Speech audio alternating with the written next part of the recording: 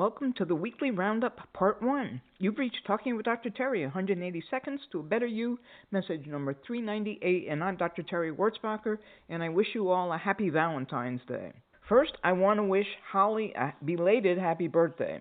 Secondly, I will be doing a mini seminar on how to raise your vibrations, but it may not be until March since I have a race next week and then a presentation the following week. But thanks for all your feedback on that, and we'll get to it for sure. Tim commented about the emotional scale and that I didn't mention anxiety. I just gave you the two extremes. There are at least 22 stages between the best and the worst emotions, and of course anxiety is in there as well. He also reminded me that we are all in charge of our minds and our thoughts, and I think that's something that you need to imprint in your mind so that you know you're in charge. Ramona said that since I'd been using Everything Always Works Out for me for a long time, that I should have more cookies in my mental cookie jar than just the two that I talked about. To clarify, I'm not saying a lot of great things haven't happened to me. It's just that presentation and reaching the rock in 2025 were filled with so much more of that feeling of being in the flow than anything else, so they're the ones I call upon to raise my vibrations.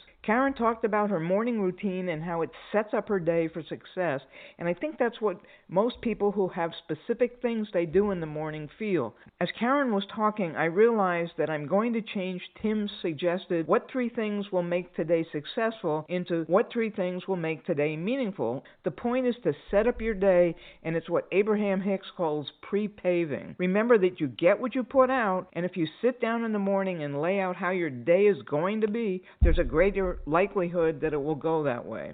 Remember, though, to say this or something better.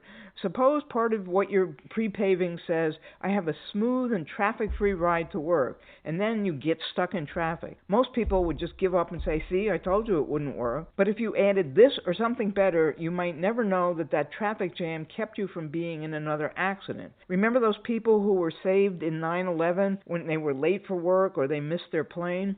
Ramona had an astute observation. She said that the question, what should this day be, was a perfect setup or a bookend for Dr. Gilbert's nighttime pillow test. Tom said that as a way of amplifying your magnetism and attracting more to you, that you put a big R at the top of your vision board or diagram with your goals on it. The R stands for what you really, really want, as Dr. Gilbert talks about. If that works for you, do it. It doesn't work for me because I'm more of a visual person and need something that represents what I want. As an aside, I've started rereading his Law of Success and can see so many more metaphysical concepts in his works and beliefs. We'll continue with this tomorrow. Have a diamond day.